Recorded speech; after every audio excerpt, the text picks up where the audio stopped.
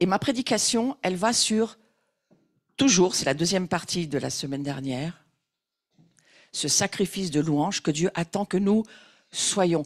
Il nous attend. Il a besoin de nous. Je suis surprise de me dire que Dieu ne peut pas faire tout ce qu'il veut comme il veut sur cette terre. Pas du tout. Parce que Dieu, il a une parole et il est fidèle. Et il a dit à l'humanité, je te donne la domination. Sauf que nous l'avons refilée au diable par Adam et Ève. Aujourd'hui, il dit, je te la rends au prix de ma vie. Je fais court, je te la rends. Je te redonne les clés du royaume. Alors, qu'est-ce que nous en faisons des clés du royaume? C'est un bilan que chacun doit faire, mais je vais continuer ma prédication sur tout dépend de ta confession. Combat le bon combat de la foi, saisis la vie éternelle. Tu pourrais ne pas la saisir. Pour laquelle tu as été appelé. Ah, nous avons été appelés à quoi? Oui, nous avons été appelés à la vie éternelle. C'est ce que nous dit l'Écriture. Donc, je vous rappelle que c'est très long. Et que tu as fait la belle confession devant beaucoup de témoins. C'est Paul qui va parler à Timothée, son fils spirituel, et il va lui dire quelque chose de très important, qui nous, aujourd'hui, est une instruction pour nous, l'Église. Nous sommes appelés, si nous faisons un sacrifice, c'est parce que nous sommes des sacrificateurs. Sacrificateur, il y a déjà le terme sacrifice. Donc, je vous rappelle que nous ne sommes pas seulement le sacrifice de louange que nous avons à donner au Seigneur, le sacrifice de finances que nous donnons par nos dîmes, ça c'est sacré, la dîme c'est sacré. Vous savez que Dieu ne multiplie que ce qu'on lui donne, qui est à lui, qui lui appartient. Il ne multiplie pas toutes tes affaires, il multiplie ses affaires. C'est un bon homme d'affaires, Dieu, c'est ce qu'il fait. Il est intelligent, il est Dieu. Il ne ressuscite que ce qu'il est, il ne ressuscite pas la vieille nature que nous étions. Il nous ressuscite, nous, dans qui nous sommes en Christ. Il se ressuscite lui-même. Il ne ressuscite pas ce qui n'est pas lui. Hors de Christ, nous ne sommes rien. Pensez à vos investissements simplement et réfléchissez à ce que vous êtes en train de faire. Vous avez des problèmes financiers? Qu'est-ce que vous donnez à Dieu qu'il peut multiplier? Anne-Marie, tu as beaucoup d'investissements qui vont donner.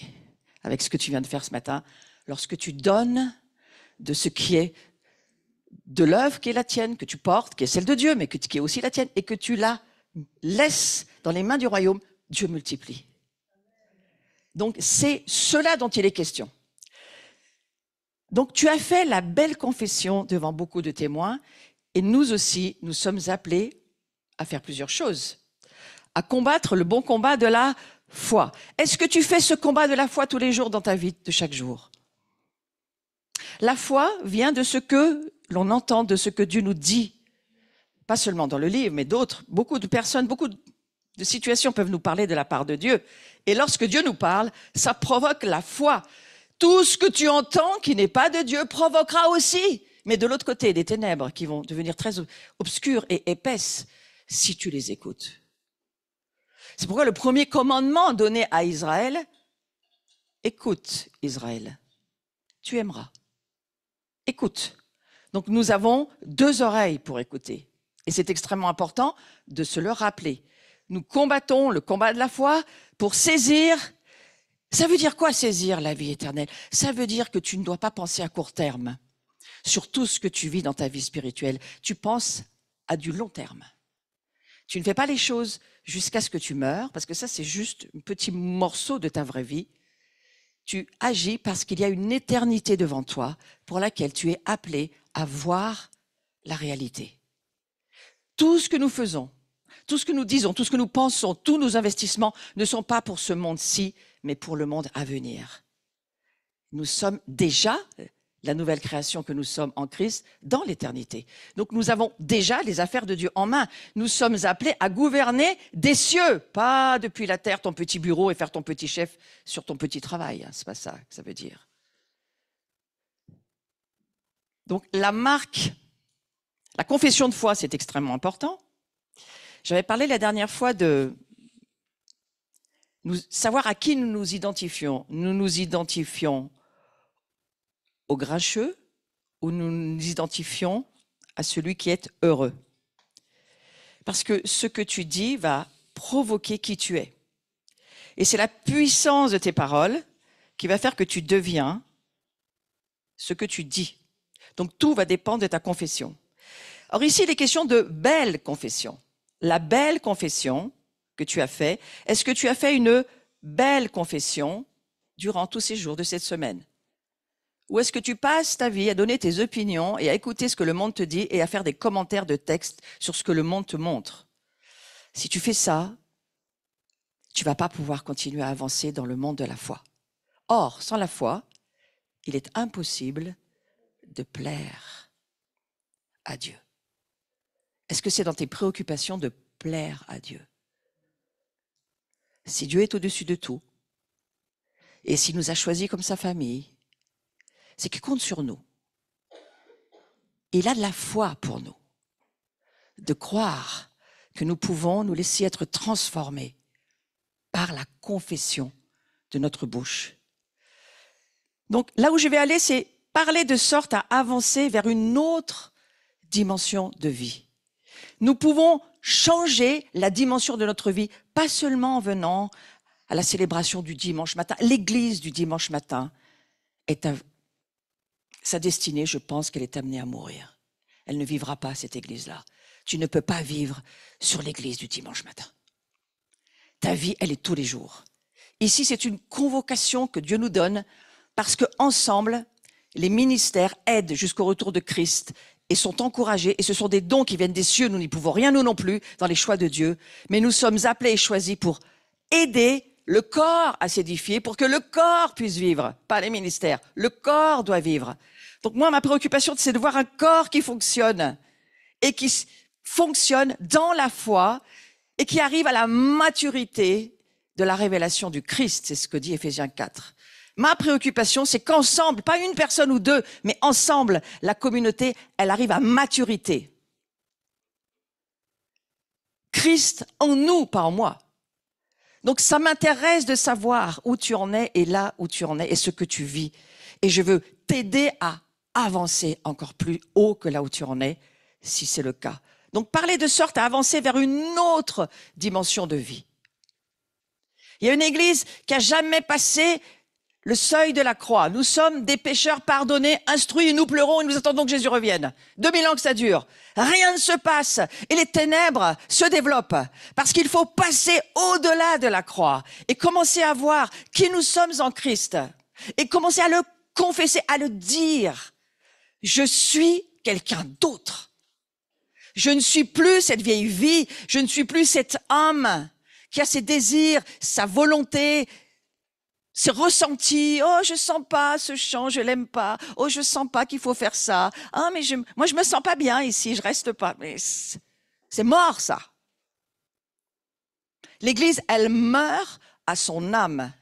Elle renonce à son humanité déchue pour dire, je crois que Christ en moi fait la différence. C'est Christ en moi qui dit qui je suis. Et c'est lui qui doit me dire ce que je dois faire. C'est lui qui m'amène sa volonté tous les jours. Pas sous le registre de la loi et des règles, mais sous le registre de l'écoute du Saint-Esprit qui vit chez nous. Et Dieu nous a fait un immense cadeau. Il nous a fait cadeau de l'Esprit qui vit en nous et qui est notre conseiller, notre paraclet, notre aide sociale pour tous les jours. Il est là, il est capable de te dire, parce qu'il est Dieu, tout ce que tu peux faire et ne pas faire. Et en plus, il te donne le conseil avec d'autres qui ont le même Saint-Esprit que toi, donc qui devraient entendre la même chose. Et l'Église qui va fonctionner, c'est celle qui entend la même chose, le même esprit qui lui parle. Peut-être sous des perspectives différentes, des aspects, des caméras différentes, mais c'est le même sujet. C'est Christ en toi doit grandir. Tu dois mûrir et pas pourrir. Et nous avons devoir d'être le gardien les uns des autres. Donc c'est ce que nous faisons. Et nous accueillons et nous ne condamnons pas. Nous accueillons et nous aidons et nous portons et nous édifions et nous exhortons et nous construisons. Et nous laissons Dieu démolir ce qu'il a lui à démolir. Donc c'est cette puissance de la proclamation de la parole aujourd'hui. Parler de sorte à avancer. Frères et sœurs, je souhaite que tout le monde avance. Alors, on va parler de l'homme intérieur spirituel, le nouvel homme dans lequel vous êtes. J'ai pas dit vous avez un peu. Vous avez un peu de Jésus, puis vous êtes une nouvelle créature. L'Église doit vous faire savoir que vous êtes une nouvelle créature. Et cette nouvelle créature, vous savez quoi? Vous ne la connaissez pas. Vous avez besoin de laisser la parole vous pénétrer, laisser le Christ vous pénétrer pour se faire connaître à vous. Ça se fait comment? Dans l'adoration. Ça se fait là où tu as une rencontre de ton esprit vivant qui rencontre le Tout-Puissant et qui voit à chaque pas l'immensité d'un Dieu Tout-Puissant et notre limitation sans lui et nos capacités en lui. Donc cette nouvelle créature que nous sommes, nous ne devrions vivre que dans la présence de Dieu et nous ne devrions écouter que la voix de Dieu. Je le confesse, c'est difficile. Vivre que dans la présence de Dieu. Mais c'est pas si difficile que ça si tu sais qu'il vit en toi et que tu l'emmènes partout. Donc partout où tu vas, où tu es, tu vis dans la présence de Dieu. Daniel, qui vivait au milieu de la haute sorcellerie, n'avait aucun souci, était saint, ne péchait pas. Il avait son Dieu en lui. Et au milieu de la sorcellerie, il était dans la présence de Dieu. C'est pas les conditions extérieures qui te disent, c'est les conditions intérieures. Et on va le voir ensemble. La pensée de l'esprit vit dans la vie de Jésus qui vit en nous. Donc, nous avons la pensée de Christ. Tu te lèves le matin et tu dis, j'ai la pensée de Christ. Quel combat vis-à-vis de cet esprit de confusion partout. Avec tous ces débats, tout ce qu'on écoute, les uns à droite, les autres à gauche, il n'y en a pas un qui est d'accord, il n'y en a pas un qui sait s'il a tort ou raison, mais tout le monde va avoir raison de toute façon. Mais quel chaos! Nous nous transportons un Christ en paix, en harmonie avec lui-même, avec sa Trinité. Il est en paix, il est Dieu en nous. Et nous devons avoir cette confiance qu'il vit en moi.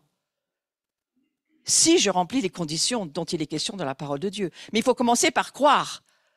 Et Jean-Baptiste va dire, j'ai la mauvaise nouvelle à vous dire là, j'ai une mauvaise nouvelle à vous dire. Vous êtes incapable de rentrer dans les mystères par vous-même, en tant qu'humain, naturel, charnel. Moi, je vais vous baptiser d'eau, mais c'est pas du tout ça qu'il vous faut seulement. Bien sûr qu'il vous faut voir le pécheur que vous êtes et le combattre. Et crucifier votre chair, et y renoncer, et vivre cette lutte dont Paul dira dans Romains 7, j'arrive pas à faire le bien que je veux faire, et le mal que je veux pas faire, je le fais. Ben ça, c'est ta chair. C'est pas une affaire de démonologie seulement, c'est une affaire de chair. Il faut lutter contre la vieille nature déchue, que nous ne sommes plus, mais il y a certains résidus qui sont encore là dans notre chair.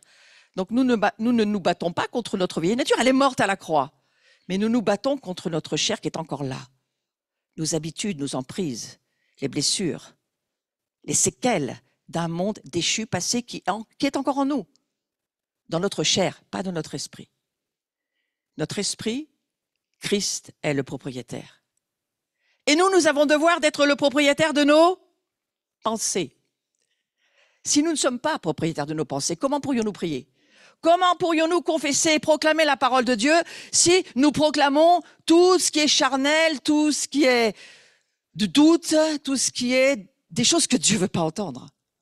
Parce qu'il voit bien qu'il n'y a pas de conversion, il n'y a pas de changement dans la vie de ces personnes-là. Elles ne font qu'expliquer à Dieu toute son incapacité, son impuissance, visiblement.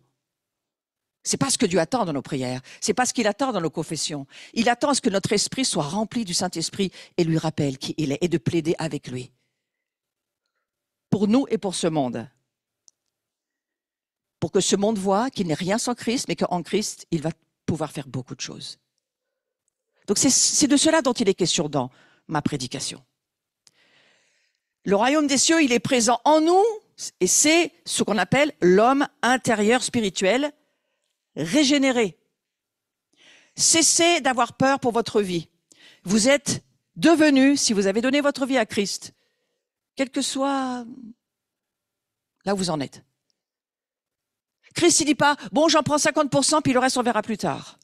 Il fait pas ça. Je trouve qu'il aurait dû, mais il veut pas faire comme ça. Il dit non, je prends leur vie et je leur offre la mienne en semence incorruptible.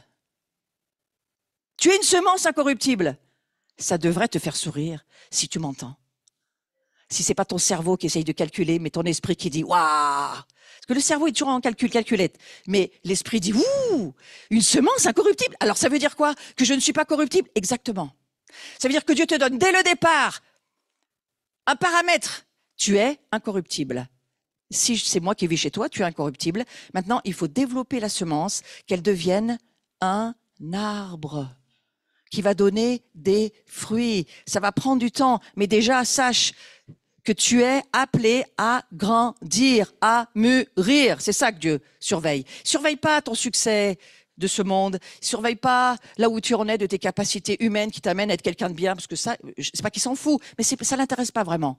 Ce qui l'intéresse, c'est ton degré de maturité pour ta vie éternelle, pour ce que tu vas être dans son royaume du millénium, pour ce que tu vas pouvoir être en lui et pour l'éternité. C'est ça qui intéresse Dieu. C'est comme si tu me disais, Dieu, il s'intéresse qu'à l'école primaire, en fait. C'est que ça, l'école primaire, puis après...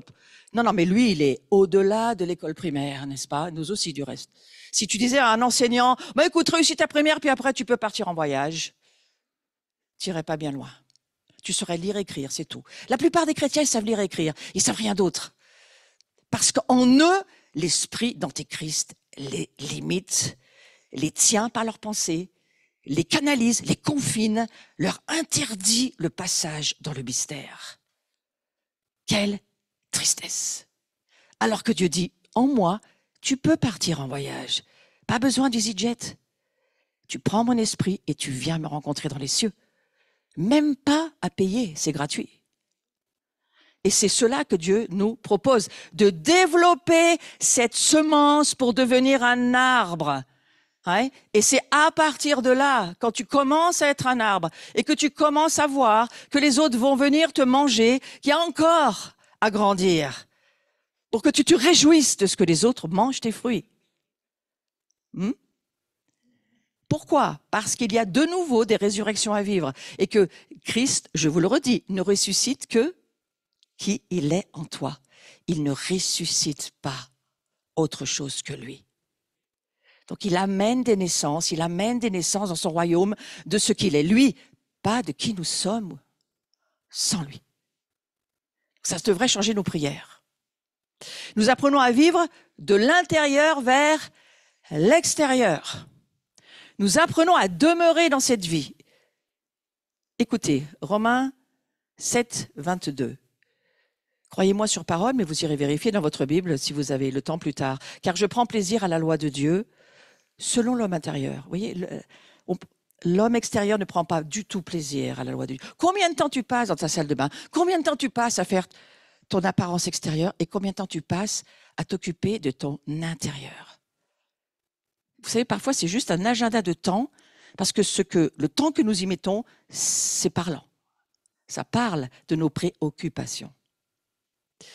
2 Corinthiens 4, 16. C'est pourquoi nous ne perdons pas courage. Et lors même que notre homme extérieur se détruit, parce que t'as beau faire tous les liftings, les machins, remonter tout ce que tu peux, replanter tout ce que tu peux, les cheveux, les oreilles, à un moment donné, ça tombera, que je te dise. Ça tombera, ça partira. Forcément. L'homme extérieur se détruit. On devrait le savoir, nous les chrétiens. Ça devrait quand même nous influencer. Ouais. On sait. On nous le fait bien remarquer d'ailleurs tous les jours, même dans l'église. On nous fait remarquer que, oui, voilà, t'es plus très jeune, que si, que là. Mais la Bible nous dit, notre homme intérieur se renouvelle de jour en jour.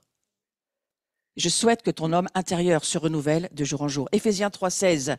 Afin qu'il vous donne, selon la richesse de sa gloire, d'être puissamment fortifié par son esprit. Où ça? Dans l'homme intérieur. Sois fortifié dans l'homme intérieur. Repars ce matin de cette journée, sois fort dans ton être intérieur. Ton être extérieur, mauvaise nouvelle, ça va pas s'arranger de jour en jour. Mais ton homme intérieur va se renouveler. Occupe-toi des affaires d'en haut, occupe-toi des affaires de Dieu, pas des affaires de ce monde pour lequel Dieu ne te demande pas forcément de t'occuper. La meilleure façon de vivre, je crois, et je nous le propose par la parole de Dieu, c'est de laisser l'homme spirituel être toujours au contrôle. Parce qu'il vit de et dans la présence de Dieu. Donc ton être spirituel, c'est lui qui doit diriger ta vie. C'est lui qui pense. C'est lui qui te dit ce que tu as à faire. L'être intérieur a besoin de se renouveler, il a besoin de grandir. On peut le faire parfois en se parlant à soi-même, hein, c'est en esprit que nous devons nous parler dans chaque situation. Seigneur, qu'est-ce que tu me dis dans ta parole? Qu'est-ce que tu me dis, Saint-Esprit, aujourd'hui, de là où j'en suis? Et tu écris ce qu'il te dit de façon à ne pas l'oublier. Donc, le visuel suivant, ce que nous croyons, et c'est important de le comprendre, ce que nous savons être vrai, du point de vue du ciel, doit être confessé, déclaré et proclamé. Pas ce qui est faux. Pas nos opinions. Pas nos peurs, nos doutes, nos craintes, c'est-à-dire les résidus de la chair déchue qui n'a aucune foi et qui vient en tremblant vers Dieu. Vous savez, ça attriste énormément le Saint-Esprit. Les proclamations de Dieu, combinées à notre confession, écoutez bien, créent un langage qui surmonte tout obstacle, toute opposition. Combien de proclamations de Dieu combinées à votre parole? Confesser, ça veut dire parler de la part de Dieu. Confesser, ça veut dire dire ce que Dieu dit, dire ce que Dieu pense. Parler les réalités de Dieu, c'est ça la confession. Hein. Lorsque vous les proclamez comme on l'a fait ce matin, ça crée. Lorsque Dieu a dit que la lumière soit, la lumière est venue. Lorsque nous disons tu es vraiment naze et nul, tu vas le devenir. Parce que nous le créons au travers de nos paroles et nous le confessons et nous le proclamons et nous le déclarons. Et Satan travaille avec ça. Il travaille avec notre langage. Il travaille avec notre confession. Nous, communauté, nous en sommes là où nous confessons ce que Dieu dit. Et nous n'en sommes pas plus loin. Donc le mardi à la prière, l'église à genoux qui confesse, qui proclame, qui déclare les réalités de Dieu, ça fait grandir l'église, ça la fait avancer, ça ouvre les bras, ça ouvre le cœur de Christ qui va chercher des personnes pour dire, là ils vont pouvoir faire quelque chose. Ouais. Vous savez, faut pas compter que sur l'évangéliste qui serait la personne qui aurait l'onction pour ramener tout le monde à l'église. Ça saurait si c'était ça. La preuve que c'est pas ça. Il nous conduit vers des rencontres et des expériences qui produisent notre identité dans toute sa plénitude. Et ça, c'est la côté extraordinaire de l'adoration. Du moment où Dieu vient, il siège au milieu des déclarations, des proclamations, des confessions que nous disons qu'il est, qu'il fait. Là, Dieu vient. C'est nous qui l'attirons. C'est nous qui devenons un aimant pour lui et il vient vers nous. Et il s'assied au milieu de nous. Et vous savez, quand Dieu siège quelque part, il n'y a plus grand-chose qui bouge. C'est ce que nous devons rêver de vivre.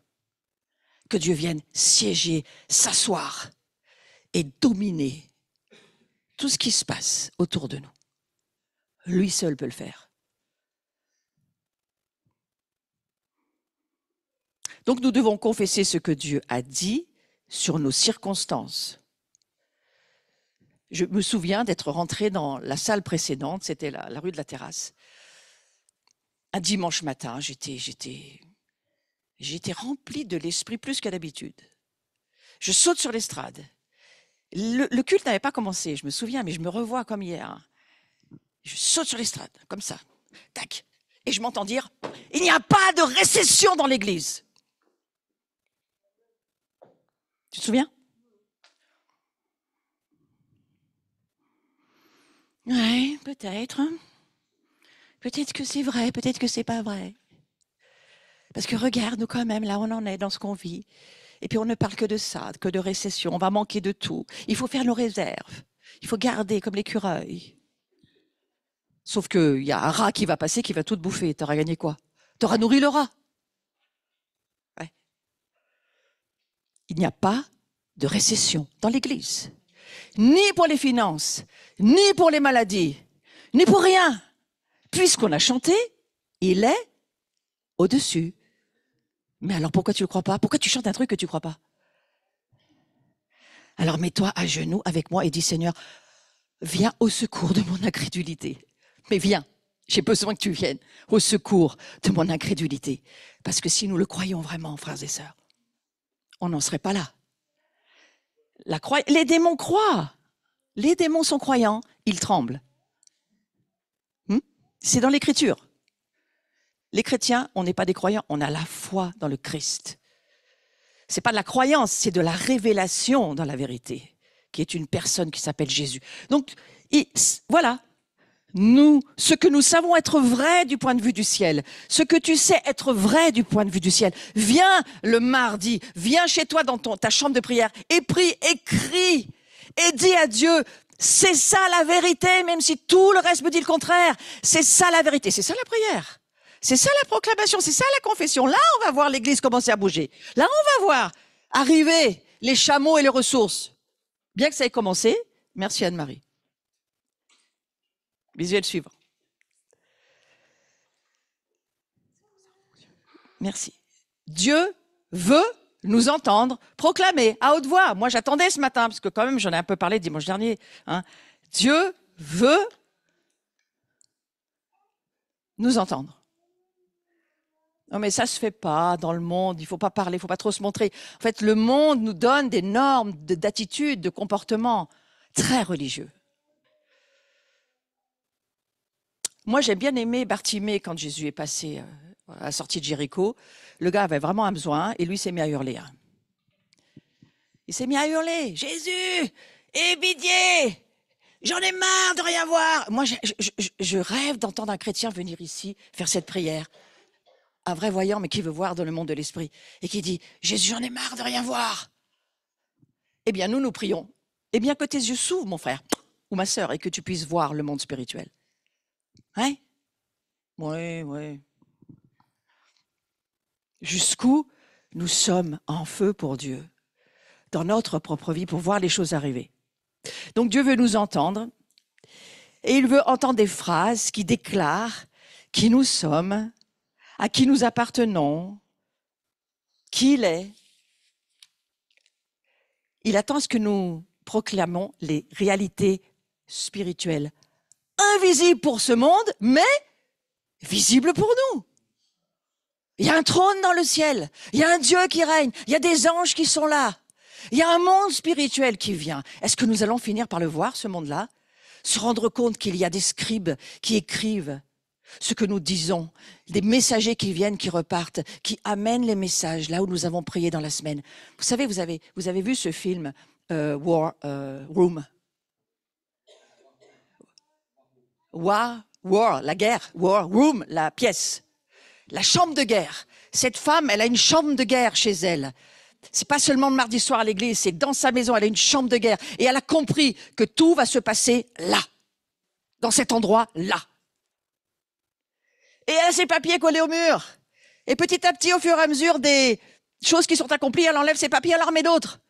Elle est dans la guerre spirituelle pour voir le royaume de Dieu grandir. C'est ça qu'elle a dans son cœur. Est-ce que tu as ça dans ton cœur? De voir le royaume de Dieu grandir, de voir ici les chaises être occupées, de voir de plus en plus de monde connaître Jésus, de voir même une activité, monter un coffee bar, monter une banque, monter des choses pour Dieu. Pas d'intérêt personnel. Ah bon, mince. Je voulais quand même faire mon business. C'est un peu ça qui fera la différence. En confession, nous apprenons à vivre dans les circonstances. C'est-à-dire, je te remercie, mes circonstances ne sont pas forcément bonnes, mais tu es Dieu. Je te remercie, je n'ai pas forcément tout ce qu'il me faut, j'ai encore des besoins, mais tu es Dieu. Et je suis contente que au-delà des circonstances, au-delà de ma vie, je suis une mère de famille, c'est compliqué, j'ai pas beaucoup de temps pour moi. Moi, ça a été mon cas pendant des années. J'avais pas de temps.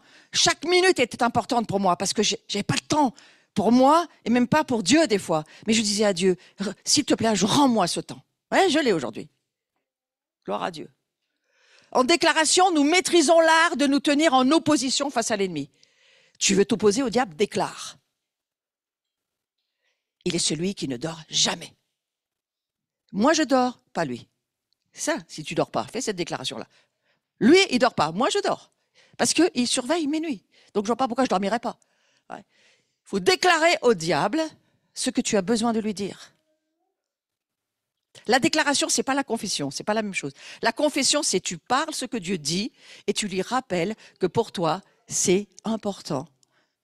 Que tu lui fasses savoir que tu le sais, bien qu'il le sache déjà. Et en déclaration, c'est un art pour maîtriser l'ennemi. Et puis la troisième chose, en proclamation, on embrasse l'identité. On embrasse les ressources qui nous viennent par le biais du Seigneur Jésus. Seigneur, nous proclamons la richesse de ta gloire. Nous proclamons qu'elle est sur l'Église, elle est sur nous. Et que nous allons la voir, cette richesse. Au travers de nos propres renoncements, tu vas devenir ce grand Dieu en nous. C'est la proclamation, c'est autre chose. C'est une affaire identitaire. Et tout cela, nous devons le vivre dans ces temps de présence de Dieu. C'est notre profession de foi qui active le bras de Dieu. Ça aussi, c'est tellement important de le comprendre. Le jour où j'ai compris ça, j'ai beaucoup plus eu le désir de parler et de dire les choses. Regardez ce verset. C'est pourquoi, frères et sœurs, saints, saintes, qui avez part à la vocation céleste. Vous avez un doute sur votre appel? Eh bien, apprenez ce verset par cœur. Vous avez part à la... Pas terrestre. Attention, pas terrestre. Vous avez part à la vocation céleste. La sacrificature que nous faisons ici le dimanche matin pour Dieu, les prêtres que nous sommes, les sacrificateurs que nous sommes, les adorateurs, la famille de Dieu, les fils et les filles, qui nous sommes? Nous le sommes parce que c'est notre vocation céleste. Nous sommes assis avec le Christ. Lui, il est le grand souverain sacrificateur. Le fait qu'il soit le grand souverain sacrificateur et que nous soyons son corps, nous sommes forcément, nous aussi, ses sacrificateurs. Nous sommes de sa nature, nous faisons ce qu'il fait. Il est le modèle parfait de qui nous sommes sur cette terre et dans les cieux. Et donc, c'est notre vocation, nous avons part. Donc, ce matin, nous avons notre part de la sacrificature. Considérez l'apôtre et le souverain sacrificateur de la foi que nous... Ah bon? Donc, ça veut dire, tout ce que tu vas lui dire et que tu dis à haute voix, que tu proclames à haute voix, lui, tu bouges son bras et il va le faire. Seigneur, tu as dit que nous ne mendirons jamais notre pain. Tu as dit que nous aurions du travail. Tu as dit que l'activité pour l'homme, c'est une bonne chose. Seigneur, active ton bras pour moi, tu peux le faire. Le bras de Dieu va s'activer. Tu actives le bras du grand souverain sacrificateur lorsque tu pries. Oui, Seigneur, tu vois, je viens vers toi, mais tu alors ça, non, j'ai pas envie ça, non, mais ça, si tu voulais bien faire ça pour moi, parce qu'en fait, ça me plaît bien, puis j'irai bien là, puis bla, bla, bla, bla, bla. Les cieux n'entendent plus. Les cieux n'entendent pas ce genre de prière. De la chair. La chair est chère et ne vaut rien. La chair, c'est quoi? C'est ton âme qui a ses désirs charnels. Alors que Dieu dit, mon bras, pour mon royaume, pour ma famille, pour mes enfants, mon bras, qui va l'activer? La louange, l'adoration, les adorateurs, les intercesseurs, ceux qui savent qui ils sont, ceux qui savent ce à quoi ils sont appelés, ceux qui savent que la vocation céleste est la nôtre, de faire bouger les choses sur la terre. La foi que nous professons, pas que nous taisons, la foi que nous professons. Et puis, il y a aussi cela, moi je veux vous encourager, moi je m'encourage moi-même. 3 étapes en ce qui concerne notre profession de foi. C'est pas facile de demeurer dans la foi, puisque notre chair n'en a pas envie. Notre chair n'aime pas se lever, notre chair est contre, déteste les choses spirituelles. Souvenez-vous que la chair, c'est-à-dire notre âme et notre corps, sont ce qui est sorti de la chute, de la séparation d'avec Dieu, et c'est mis en contrôle de tout sans Dieu. Et lorsque Dieu revient dans notre vie, c'est plus la chair qui commande, c'est le Saint-Esprit. Il y a une véritable guerre qui se lève. Une guerre. Demeurez ferme dans la foi. Que quoi? Il faut demeurer ferme dans les déclarations prophétiques. Il faut demeurer ferme dans les prières à haute voix. Il faut demeurer ferme dans les proclamations, déclarations, confessions. Dieu veut que nous parlions, que nous puissions faire entendre par, on va dire, les variations, les vibrations de nos voix, nous devenions les créateurs de ce que les cieux veulent voir sur la terre. Lorsqu'on prie que ta volonté soit faite sur la terre comme au ciel, ça veut dire parlez ma parole, parlez mes pensées, parlez qui je suis sur la terre pour que je puisse venir le faire. Parce que je ne peux pas, sans vous, le faire. La deuxième chose, retenons fermement la profession de notre espérance. Pourquoi? Parce que l'espérance, c'est ce qui nous permet de rester en vie. L'espérance est un terme biblique. On ne parle pas de l'espoir. L'espoir, tu peux très bien avoir un espoir qui demain ne va pas du tout se réaliser. L'espoir, c'est quelque chose qui n'est pas sûr. L'espérance, c'est certain. L'espérance, c'est la certitude de qui est Dieu, de ce qu'il nous dit et de ce qu'il fait. C'est un terme biblique, l'espérance. C'est pas un terme de ce monde. Sans chanceler. Pourquoi? Mais parce que, je vous le redis, sans Dieu, nous pouvons facilement chanceler. Oui, c'est très explicite.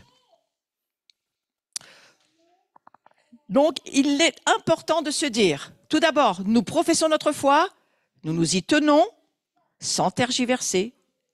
Et pour finir, nous la retenons avec fermeté. Lorsque nous avons commencé à prier, laisse ta chambre de guerre en marche. N'abandonne pas ce que tu as commencé à prier. Tu es en train de prier pour une guérison, lâche-la pas jusqu'à ce qu'elle soit vue par les médecins et qu'on te dise, il n'y a plus rien. Lâche pas l'affaire. Persévère, continue, ne lâche pas le combat dans lequel tu es. Peut-être c'est pour tes finances, peut-être c'est pour tes enfants.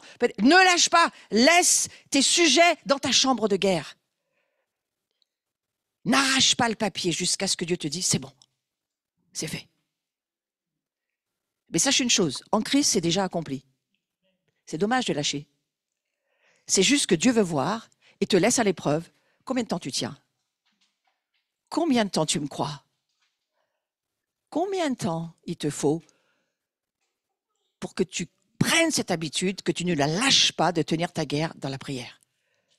Alors, je ne vous parle pas des gens qui ne prient pas. Là, ce n'est pas partie de mon sujet. Lève ta voix sans chanceler. Je crois que l'Église n'a pas compris la puissance de la parole parlée, la puissance de la proclamation. Sinon, il y aurait du monde dans les réunions de prière. C'est parce que l'Église ne comprend pas. Le système des cieux n'est pas le système de ce monde. Si tu lis tout le chapitre 1 de la Genèse, Dieu dit, Dieu dit, Dieu dit, Dieu dit. Et les choses sont arrivées. Et il dit, faites comme moi. Dieu dit, Dieu dit, Dieu dit, Dieu dit. Il parle, il parle, il parle. Et les choses arrivent. Il parle, il prie, il parle. Vous voyez, les moines, ce qu'ils faisaient pour pas être trop encombrés par le monde, ils marmonnaient toute la journée des psaumes. Ils apprenaient la Bible par cœur. Ils apprenaient des passages bibliques par cœur parce que ça leur empêchait de penser autre chose, je crois aussi. Sincèrement, ils en avaient certainement beaucoup plus besoin que nous. Et d'une certaine manière, c'est une façon d'amener la parole de Dieu avec toi. De faire que la parole de Dieu, elle devienne pour toi ta respiration, elle devient ta façon de penser, ta façon de voir. Alors, à combien d'heures devant la télé, à combien d'heures dans la parole de Dieu? Il faut faire des bilans personnels. À combien d'heures à lire ce que Dieu dit, à écouter des choses que Dieu veut te dire, et à combien d'heures à écouter ce que le monde veut te dire? Parce que ça aussi, ça va faire. Alors, quand tu sors d'une semaine où tu as été encombré par le monde, toutes les voix du monde, toute la télé, la radio, les réseaux, les machins, et puis qu'au bout d'un moment, tu arrives dans la prière, il faut parler à Dieu, c'est impossible. Parce que dedans, c'est vide. Moi, je vous encourage à vous remplir à la maison de la parole de Dieu, des pensées de Dieu. Je vous encourage parce que, frères et sœurs, c'est un vrai combat de vie et de mort. C'est un vrai combat. En plus, ceux qui sont en études, ceux qui ont des boulots qui prennent toute la journée. Moi, j'ai été mère de famille, je sais, c'est compliqué. Moi, c'est plus facile pour moi aujourd'hui. Donc, je vous aide. Mais je sais que c'est difficile. Et pour nos enfants, tout ce qu'ils entendent, combien c'est difficile. Et qu'est-ce qu'ils entendent à la maison? Ça va jamais non plus. Ils se font toujours rabrouer à droite, de gauche, parce que si, parce que là. Ça explose au bout d'un moment. Tentative de suicide chez nos jeunes, on n'a jamais vu ce nombre. Jamais, jamais. Pourquoi? Parce qu'il n'y a pas de paix dans la tête des enfants. Il n'y a pas de paix à l'école, il n'y a pas de paix à la maison, il n'y a pas de paix à l'église, même pas à l'église. Si vous êtes dans une église qui vous accuse, qui vous condamne, alors là, c'est le chapeau. Ouais. Moi, je souhaite que ça ne soit pas le cas chez nous. Mais voilà pourquoi il faut lever notre voix. La tentation sera de lâcher notre profession de foi. Et même l'auteur des Hébreux nous dit, c'est vraiment important, tiens ferme. Dis à ton âme, tiens ferme. Tiens ferme, c'est difficile. Oui, mais c'est difficile pour tout le monde. Pourquoi Dieu nous met ensemble au moins une fois par semaine? Parce que c'est difficile pour tout le monde. Et donc, on s'entraide. On est là pour s'entraider, pas se regarder, se juger. Ça n'a pas de sens de faire ça. On s'entraide. On s'aide les uns les autres. On se donne une parole. On se donne un don spirituel. Peut-être un jour, il y a un don des miracles qui se lèvera. Un don de parole de sagesse qui se lève. Un don de parole de connaissance. On n'a pas besoin d'être sur une estrade pour vivre une vie normale. On a besoin de communion fraternelle et de se parler. Et tout à l'heure, c'est ce que je prie. Je prie que dans la communion des saints que nous allons avoir dans ce repas tous ensemble, l'esprit bouge. L'esprit fait son travail, il construit, il exhorte, il édifie, il lève des choses en nous. Je souhaite pas qu'on ait un petit club méditerranéen où on se rencontre avec les gentils moniteurs de la semaine et qu'on ne rencontre que les gens qu'on connaît. C'est pas ça, c'est pas le but. Le but, c'est de faire connaissance et d'aider et de laisser l'Esprit Saint sortir de notre sein comme des fleuves d'eau vive. C'est cela que Dieu voudrait nous voir vivre au moins dans les bulles de gloire qu'il se construit lui-même. Parce que c'est lui qui construit ces bulles de gloire, c'est pas nous. Et il nous demande de le vivre. Plus la situation sera obscure, et plus grand sera le problème. Et plus il sera important de demeurer ferme, de ne pas chanceler. Vous savez quoi? Je vais vous dire, les jours devant nous sont mauvais. Voilà pourquoi Dieu nous demande d'être très attentifs à cela. Je déclare, alors on va le déclarer ensemble, je trouve que c'est intéressant de le faire. Allez, levez-vous 2 minutes et on va faire cette prière à haute voix. On aura au moins prié à haute voix tous ensemble ce matin. On va déclarer la prière de gauche. Prenez-la par la foi, déclarez-la sur votre vie et peut-être aussi sur les parties de votre vie qui ont besoin de cela. Je déclare la vie sur mon corps, de la tête jusqu'à la pointe des pieds. La vie sur mes organes, sur mes muscles, sur mes membres, sur mon sang, mes os et sur toute cellule de mon corps. Au nom de Jésus. La prière de droite. Je déclare que je suis pleine de vie. L'Esprit de Dieu coule en moi et me remplit de vie. Tout ce que je touche prend vie. Je déclare que l'esprit de mort perd son emprise sur moi et ma famille. Oh, on va le redire une fois. Je déclare que l'esprit de mort perd son emprise sur moi et ma famille. Maintenant, on va mettre sur la communauté. Je déclare que l'esprit de mort perd son emprise sur moi et sur ma communauté. On ne veut pas d'esprit de mort ici au nom de Jésus. Aucun esprit de mort, aucun esprit de doute, aucun esprit incrédule ne doit rentrer dans cette maison. Aucun. C'est ça qu'on déclare. Je suis délivré de la tristesse et de la dépression. On le redit. Je suis délivré de la tristesse et de la dépression. C'est Jésus a prié 3 fois, on peut prier 4. Je suis délivré de la tristesse et de la dépression. Je reprends vie en Jésus. Je reprends vie en Jésus. La source de toute vie. Je reprends vie en toi, Jésus. Si tu parles pas, c'est que tu n'as rien compris de ce que je suis en train d'enseigner. Si tu penses, tu n'as rien compris. Si tu parles, c'est que tu m'as bien écouté. D'accord? C'est en parlant que les choses sont transformées. Il y a pouvoir de vie et pouvoir de mort à ta langue. Alors que nous soyons des hommes et des femmes de bénédiction, des hommes et des femmes qui ont ce désir de créer le royaume au travers de ce que nous disons. Alors parfois, vous pouvez vous asseoir 2 secondes, peut-être même plus. parfois, il y a désir de vérité de la part de Dieu. On peut faire des bilans. Voilà où j'en suis, tac, tac, bilan. Voilà là où il y a péché, pas péché. Bon, mauvais. Discernement. Nous avons besoin de discernement. Pour toute chose. Mais à un moment donné, il faut savoir dire, Seigneur, je confesse que tous mes péchés sont pardonnés. Et que ceux que j'ai cachés, je vais te les exposer. Parce que je ne veux pas vivre avec des péchés non exposés. Pourquoi? Parce que ça donne un droit à la sorcellerie de faire son travail. Et toute la communauté, elle y aura droit aussi. Un pêche, la communauté pêche. C'était tous les enseignements, les instructions de l'Ancien Testament. Pourquoi Josué perdait la guerre? Parce qu'il y en avait un dans son camp qui pêchait. Donc tout le monde pêchait. Jusqu'à ce que Dieu dise, il y en a un qui fait pas ce qu'il faut. Donc aujourd'hui, et que le Seigneur nous épargne ce genre de situation, qui est arrivé dans certaines églises, mais qui nous épargne cette situation. Et que chacun comprenne bien et se dise, je veux être lumière.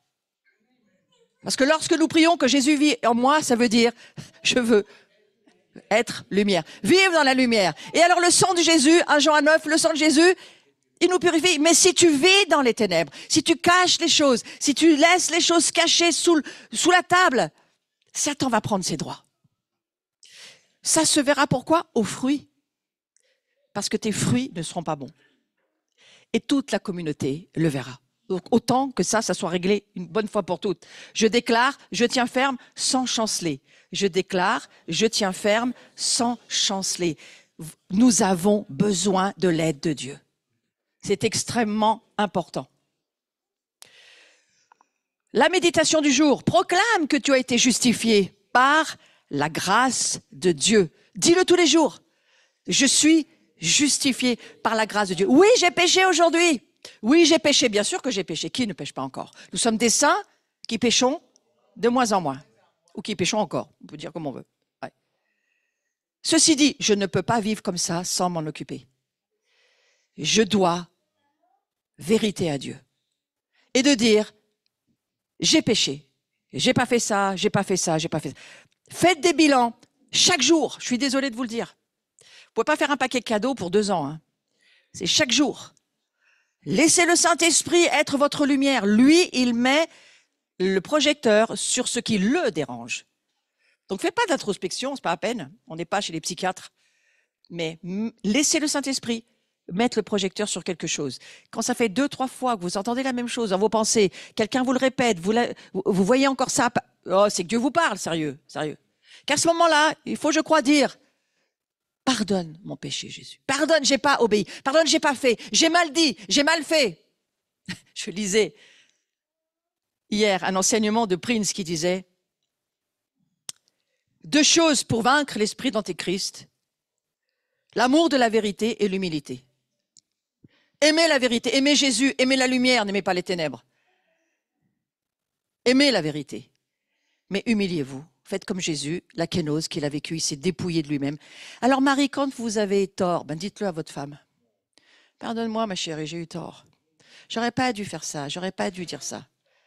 Je veux pas vous demander depuis quand la dernière fois qu'il vous l'a dit, votre époux ou votre épouse. On va me dire, oui, mais c'est pareil. Oui, bien sûr, ça, je connais la chanson. C'est quand tu dis à l'un, il faut que l'autre, ça soit pareil. C'est la parité, hein, c'est la parité. Sauf que moi, c'est moi qui ai le micro, là, vous n'avez pas de chance. Donc moi, je dis aux maris, pourriez pas dire de temps en temps à vos femmes, j'ai eu tort. Je te demande juste pardon. Pourquoi? Parce que nous pratiquons la kénose. Et qu'en pratiquant la kénose, nous ouvrons une porte à la gloire de Dieu. Nous laissons une possibilité à la gloire de venir. Parce que Jésus s'est abaissé, Dieu l'a élevé. Si tu t'abaisses, Dieu t'élèvera. Si tu cherches à t'élever, tu vas tomber très haut. Plus ça va aller, plus tu vas tomber très haut. Donc, frères et sœurs, nous voulons avoir une assemblée qui vit dans l'humilité. C'est peut-être pour ça que Dieu m'a laissé aux commandes pour un certain temps. Un temps, il est limité. Mais un temps où Dieu dit, il faut s'humilier. Les femmes ont moins d'ego que les hommes pour la plupart. J'ai pas dit que c'était une généralité, mais quand même, il y a un ego masculin absolument hallucinant, c'est dans la Genèse. Et la femme, elle se courbera devant la domination de l'homme. Ça, c'est dans La chute, c'est dans la déchéance humaine. C'est les mauvaises relations qui ne sont pas rétablies. Nous ne sommes pas censés être là à nous courber devant nos maris qui, en plus, la plupart du temps, c'est même pas spirituel ce qu'ils nous racontent. Excusez-moi. Oui, je vois les femmes sourire, les hommes... Ouais. La femme, on a cet honneur de Dieu, on est plus spirituel. Il ne faut pas en abuser non plus, on est d'accord. Humilions-nous ensemble, frères et sœurs. Pourquoi? Parce que si nous acceptons de vivre ce dépouillement, nos déclarations auront du poids. Si nous acceptons de vivre cette humiliation, cette humilité, c'est à nous de nous humilier. Il ne faut pas demander à Dieu de faire ça, c'est à nous. Humiliez-vous vous-même. Et à partir de là, la gloire peut venir au milieu de nous. Vous savez quoi? L'amour de la vérité, ça nous pose des problèmes. Ça nous met face à des défis. Et il y a une église qui ne veut plus entendre parler de ça. Elle veut du Club Med, de la distraction et du fun. Ici, ce n'est pas une église de ce genre-là. Nous voulons tenir jusqu'au bout des jours difficiles. Nous ne sommes pas en train de vous dire que les jours sont faciles. Non. Il y a des gens qui ne mangent pas, il y a des gens qui n'ont pas de logement, il y a des gens qui sont dehors dans la rue. C'est difficile, c'est compliqué. On doit ouvrir nos yeux aux autres et dire... Comment est-ce que tu vis? Est-ce que ça va chez toi? Comment va ta famille? Qu'est-ce qui se passe avec tes enfants? Comment va même ton chien ou ton chat? Ça m'intéresse. Et à partir de là, proclamer que tu crois en celui qui te justifie. Je crois en celui qui me rend juste. C'est lui qui me rend juste. C'est parce qu'il est vivant que nous sommes ici ensemble. Si Jésus n'était pas là, nous ne serions pas là. Donc voilà, on va lire cette prière ensemble. Restez assis. La première à gauche. Merci Seigneur, je te loue. Vous vous souvenez de la prédication de dimanche dernier? Louez Dieu sans cesse. Soyons ce sacrifice de louange. Gardons cela, tenons ferme cette merveilleuse pensée du Seigneur. Toi, t'es limité. C'est pour ça que j'ai envoyé le Saint-Esprit, parce que sans le Saint-Esprit, tu t'en sors pas. Tu t'en sors pas sans le Saint-Esprit. Allô? Depuis combien de temps tu lui as pas parlé? Au Saint-Esprit. Lui, il est là, il ne s'est pas endormi. Il veille pour toi. Hein? Mais depuis quand tu lui as pas parlé au Saint-Esprit? Ah, mais je prie. À qui? Tu pries qui? Ah, mais si je prie le Père, c'est les trois. Ben écoute, dans un couple, si tu parles toujours au même, l'autre, il va se sentir frustré. Hein. C'est-à-dire qu'il y a un petit peu normal qu'il y ait une relation équitable entre le Père, le Fils et l'Esprit Saint. Ce sont trois personnes différentes. Quand vous venez me parler, vous ne parlez pas forcément à mon mari. Bien qu'on soit une seule chair, on a quand même l'Esprit du Christ en nous. Hein? Mais ça fait plaisir quand quelqu'un parle à l'autre aussi. Parle au Saint-Esprit. Demande-lui. Il y a longtemps qu'on ne s'est pas parlé, c'est sympa. On va prendre du temps ensemble.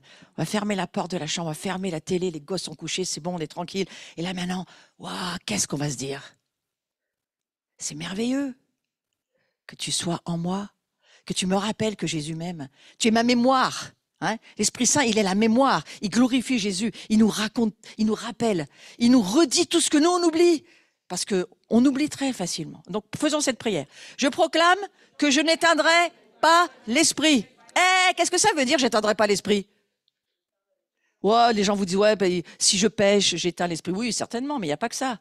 On éteint l'Esprit quand on ne lui parle plus. D'accord? Parlez-lui, s'il vous plaît. Prenez une seconde et dites au Saint-Esprit, je vais te parler de nouveau. Je reprends la relation. Je remets la communication. Amen? Allez, on continue. Mais que je me réjouirai toujours, que je prierai sans cesse, que je rendrai grâce en toutes choses. Et ça, c'est notre phrase récurrente depuis 2 dimanches. J'offrirai sans cesse un sacrifice de louange. Vous avez vu, c'est pas facile hein, quand on est arrivé ce matin. Ça n'a pas jailli comme une fontaine. Hein. Il faut qu'il y ait encore le ministère qui soit là avec son clavier, qui nous bouge et qui nous lève. Je prie qu'un jour, sans le clavier, sans personne sur l'estrade, ça se lève dans la salle. Un mouvement se lève au milieu de nous et que nous puissions offrir un sacrifice de louange. Hors cadre. Amen, c'est mes rêves, je dois donner mes rêves, non? Vous avez les vôtres, j'ai les miens. Voilà. La marque de la reconnaissance, un signe indispensable de la plénitude du Saint-Esprit. J'ai beaucoup aimé ce visuel, c'est pour ça que je vous l'ai mis. La reconnaissance et la mémoire du cœur. Si ton cœur est reconnaissant, il y a une mémoire. Et ton cœur, s'il n'oublie pas, il va toujours redire à Dieu, « Oh, merci pour mon salut. Merci parce que tu m'as sauvé. Merci parce que tu m'as envoyé le Saint-Esprit. Merci parce que tu vis dans ma vie. Merci parce que je suis jamais seul. Merci parce que j'ai toute l'espérance d'être guéri, toute l'espérance d'être libre. Merci parce que j'ai une famille. Merci parce que j'ai des amis. Merci parce qu'il y a un héritage. Merci parce que je peux aider les autres. Merci parce que je peux donner aux autres. Ouah, je sais pas, moi, ça s'arrête jamais. Ouais. Amen. Merci parce que je suis pas si moche que ça. Des fois, il faut dire merci au Seigneur. Entrez dans ses portes avec des louanges, dans ses parvis avec des... Entrez dans ses portes avec des louanges. Donc, nous entrons dans les portes de cette maison, mais de nos cœurs aussi, parce que c'est les portes de notre cœur dont il s'agit aussi. Dire, Seigneur, tu es mon Dieu. Et je te loue parce que toi, tu es fidèle. Toi, tu es fidèle. Toi, tu ne nous abandonnes pas. Toi, tu tiens ta parole. Toi, tu ne mens pas. Toi, tu es celui sur qui on peut compter tout le temps. Comme on a besoin de le dire au Seigneur. Comme c'est important. Célébrez-le, bénissez son nom, c'est la chose qu'il nous demande de faire. Pourquoi? Parce qu'il est... Bon, vous savez que dans les années 70, les Américains, je me souviens, c'est Oral Roberts qui avait fait cette prédication. Il avait dit, je crois que l'Église a oublié que Dieu est bon. À force de déclarer qu'on est des pécheurs, pardonnés, instruits, et qu'on sera toujours pécheurs, comment tu peux dire que Dieu est bon si il vient transformer ta vie pour te laisser en pécheur? Explique-moi comment tu peux parler des bontés de Dieu. Mais si tu vois que la recréation que tu es en Christ, c'est plus la vieille personne, la vieille nature, le péché, la tyrannie du péché qui vit sur toi, mais c'est la vraie vie en liberté de pouvoir être et faire comme Christ. Là, tu vois que Dieu est bon. Lorsqu'il t'offre une éternité dans la paix, dans la joie, dans la puissance de l'Esprit de Dieu. Quand tu vois tout ce qu'il t'offre, là, tu peux dire Dieu est bon, sa bonté dure toujours. Sa fidélité, de génération en génération. C'est vrai que les péchés des pères retombent sur les fils et les filles. 3, 4 générations, il faut régler vos affaires. La bénédiction sur 1000. Waouh, le rapport, il est quand même important. Moi, souvent, je rappelle à Dieu, 1000 générations. Nous t'aimons, nous te servons, Seigneur. 1000 générations. Et le diable, il a la migraine, là, sur ce coup. C'est aussi ça qu'il faut faire, lui donner la migraine. Donc, les raisons principales de rendre grâce à Dieu ne dépendent jamais, jamais, jamais de notre chair, de notre âme, des circonstances, du monde, de ce que notre chair peut penser, de ce que notre âme peut... Non, jamais, jamais. Elles dépendent de la parole qu'on a entendue, qui nous donne la foi. Combien la foi, aujourd'hui, elle est importante pour nous. Je vous offre une possibilité ce matin de changer d'objectif. Cessez de marcher par la vue, marchez par la foi. La foi, c'est l'assurance des choses. Ah, l'espérance, elle est là. L'espérance est une certitude. C'est l'assurance de ce dont on est certain. Je ne peux pas vous le dire mieux. Ouais. De ce dont tu es certain, certain que Jésus revient, certain que celui qui a Christ, il ne meurt plus jamais, il entre dans l'éternité. Certain que même si la mort t'enlève physiquement, ton esprit reste vivant éternellement. Ça calme toutes tes peurs de mourir. Certain qu'il est Dieu, c'est un Père qui t'aime. La démonstration de celle qu'on ne voit pas. De qui on parle? La foi. C'est l'assurance des choses qu'on espère, la démonstration de ce qu'on ne voit pas. Mais alors, si on ne le voit pas, comment on peut le démontrer? Justement, c'est ça le mystère. La foi, ce que tu ne vois pas, t'est démontré dans les cieux, tu le sais. Il y a un trône dans les cieux, il y a Dieu. Le Père et le Fils, l'Esprit Saint vit chez nous. On peut lui parler, il est accessible. Ce sont des réalités invisibles, plus vraies que la réalité de ce que je te vois pour moi.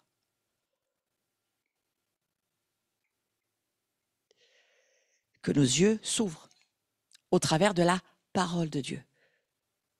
et que nous puissions marcher ensemble. L'idée, c'est de marcher ensemble par la foi. J'ai cru, je crois et je continuerai à croire que Dieu est bon. Déclare cela lorsque tu te lèves le matin, même si tout va mal. Je crois toujours que Dieu est bon. Tout ce qui est pour le moment difficile, Dieu va le faire concourir pour mon bien. Même moi qui ai perdu un fils, aujourd'hui, j'ai une foi beaucoup plus forte, j'ai une vision beaucoup plus dans l'éternité, ma vie est passée beaucoup plus dans la vision de mon futur. Beaucoup plus. Parce que je ne reste pas sur ce que mes yeux voient ici, je vois au-delà. Notre création, la nouvelle création que nous sommes, elle voit au-delà. Vois au-delà de ta vie aujourd'hui. Vois plus loin que ce que ta vie t'offre. Parce que c'est à cela que nous sommes appelés. Merci Seigneur. On va la faire ensemble, cette prière. Je te loue. Tous ensemble, on recommence. Merci Seigneur. Je te loue. Il y a un point, on s'arrête. Je te loue. Loue-le ce matin, mon frère, ma sœur. Quel que soit là où tu en es, loue-le. Quelles que soient tes circonstances, loue-le. Quel que soit l'état de tes finances, loue-le. Ce que Dieu te demande, c'est pas de te regarder, c'est de le regarder. L'Église, elle regarde, elle fixe ses yeux vers le haut, là où Dieu siège, et elle regarde en haut. Elle ne regarde pas ce que nos yeux charnels veulent nous faire voir. C'est comme ça que Ève et Adam sont tombés.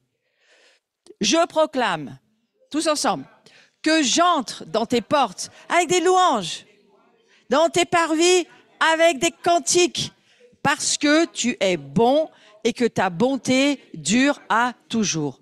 J'offrirai sans cesse un sacrifice de louange.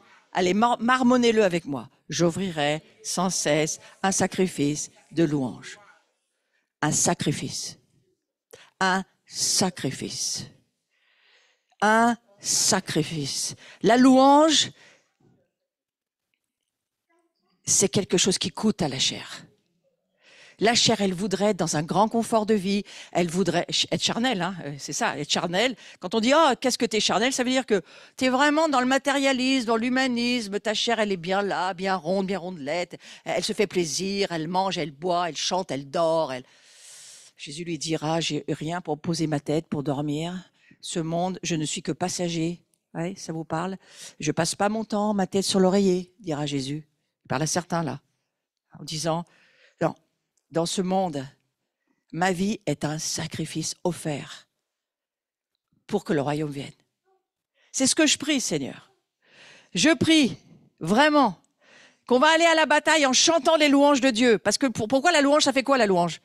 Ça ferme la bouche du diable. Quand tu loues Dieu, le diable, il ne peut plus rien te dire.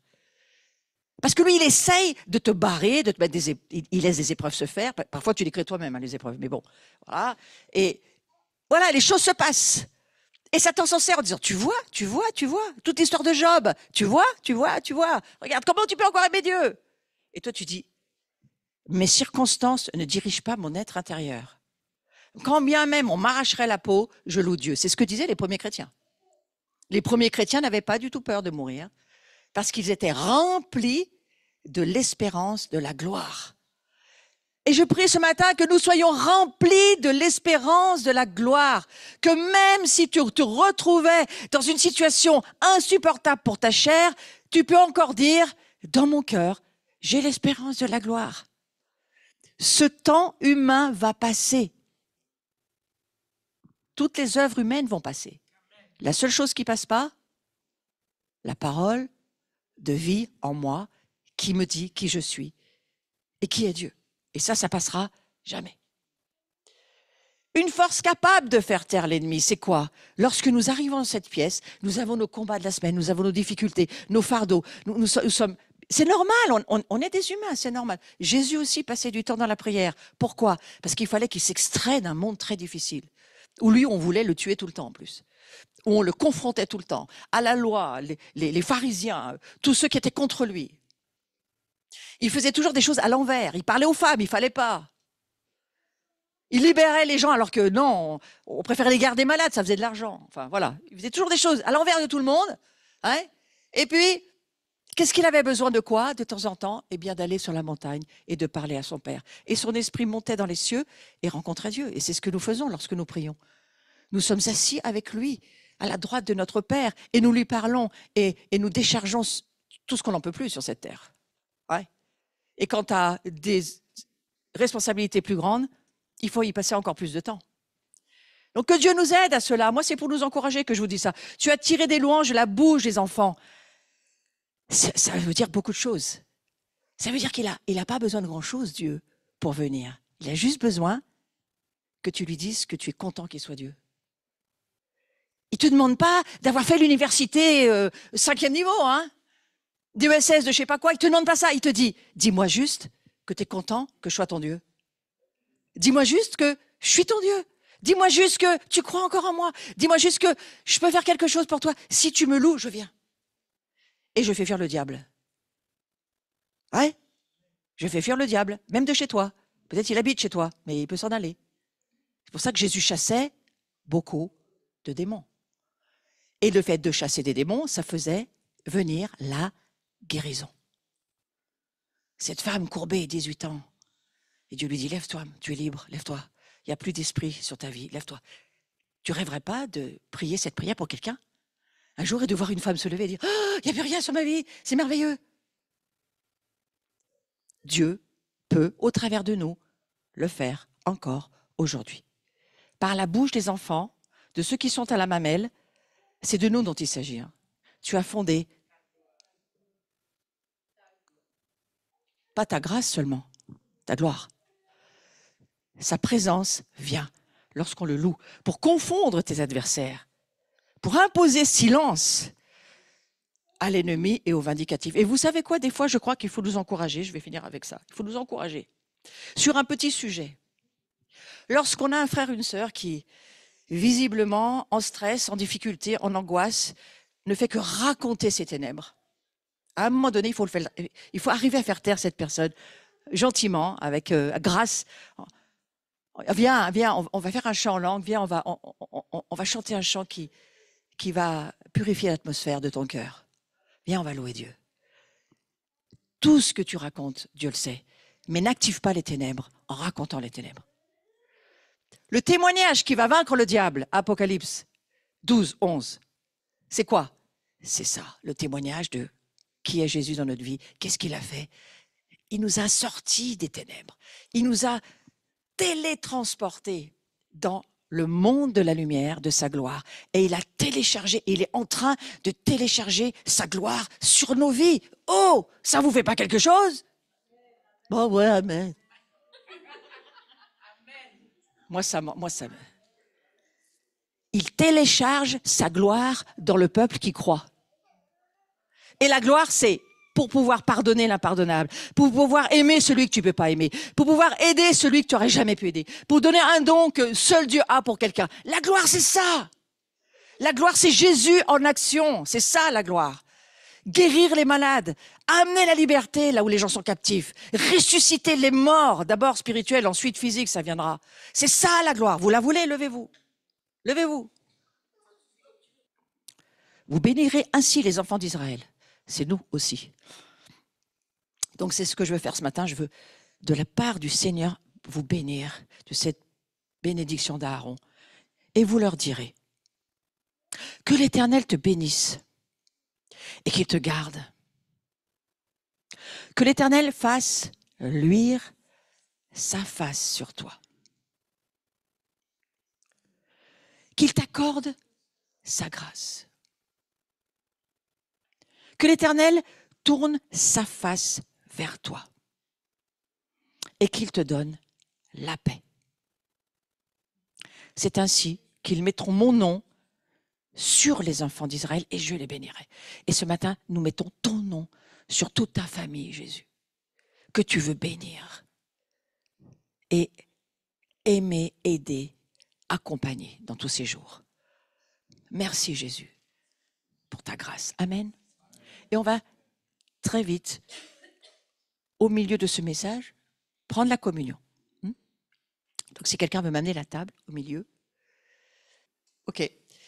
Et en tous les cas, nous nous associons à ce mouvement de prier pour les Juifs, comme Esther l'a fait. Je pense que l'Église finitive, l'Église de la fin des temps que nous sommes, en fait, elle est... Va rassembler tous les Juifs. Vous lisez le livre d'Esther, vous allez comprendre. Il y a environ 2400 ans, la reine Esther a demandé à Mordechai de rassembler tous les Juifs pour prier et jeûner afin d'annuler le décret d'Aman.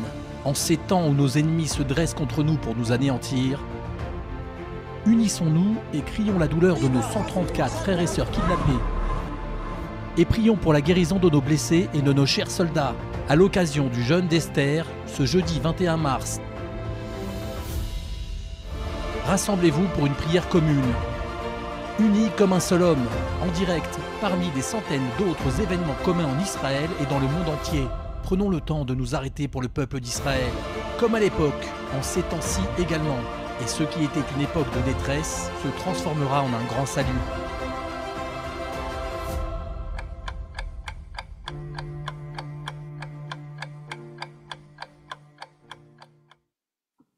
Voilà, donc l'invitation que nous, on se donne, c'est jeudi, ceux qui le pouvaient, mais vous pouvez aussi prier avant, après, on n'est pas obligé d'être à l'horloge, mais si on peut l'être, c'est bien quand même. Et c'est de nous unir avec les millions, on va dire, de chrétiens qui vont prier pour ce jeûne d'Esther-là. Certains font le jeûne d'Esther, un jeûne de 3 jours, sec, eau, nourriture, en jeûne, sur ces deux domaines-là.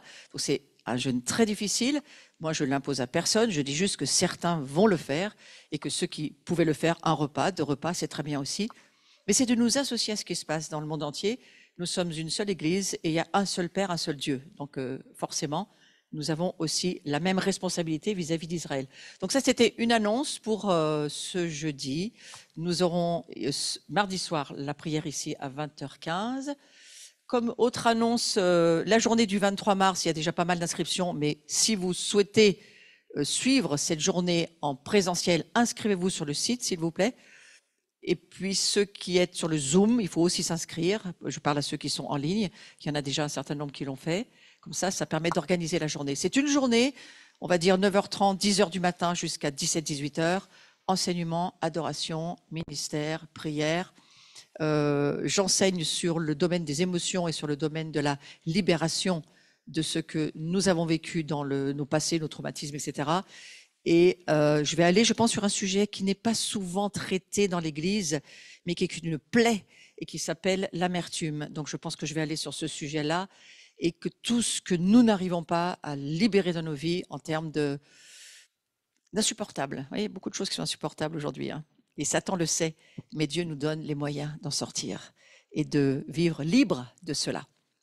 Donc, ce sont des journées qui sont ouvertes, sécurisées, encadrées, entourées. J'ai un ministère de prière, je suis moi-même en charge de tout ce qui s'y passe. Et Laurent, lui, est aux commandes dans le côté direction prophétique pour l'adoration. Nous passons du temps avec Dieu, c'est ça l'idée. Et nous laissons Dieu toucher nos vies et nous transformer. C'est aussi ça l'idée. Voilà. Donc ça, c'est le 23 mars, c'est un samedi. Ensuite, c'est... Mon Dieu, c'est déjà là. Ensuite, nous avons la petite maison de Jean, j'aimerais aller dessus. André Kotsi vit en Afrique du Sud, mais il vit une grande partie de son temps dans les Cévennes. C'est un aigle qui vole très haut en termes spirituels. C'est un garçon que je connais très bien. Il a une 50aine d'années. Il va dans les nations. C'est un louangeur merveilleux qui a un manteau pour tout ce qui va être prophétique. Vous savez, ces fameux Huguenots qui sont partis au moment où ils ont été chassés de nos nations et puis qui reviennent aujourd'hui nous bénir. Et je crois qu'il fait partie de ces aigles-là, qui reviennent, qui retrouvent leur famille, qui retrouvent leur terre, mais aussi qui nous rencontrent dans l'esprit. Et c'est une petite maison de gens qui va être un grand moment dans la profondeur, la largeur et la profondeur du cœur de Jésus. C'est ça qu'on veut vivre dans cette maison-là. Laurent sera aussi là, bien sûr, pour aider dans cette maison. Et je vous attends. Pourquoi ? Parce que c'est pour que nous puissions ensemble monter plus haut et voler avec les aigles qui volent. C'est le but de cette petite maison de gens. de laisser revenir dans la maison de Jean ce que le Seigneur veut y faire revenir. Amen.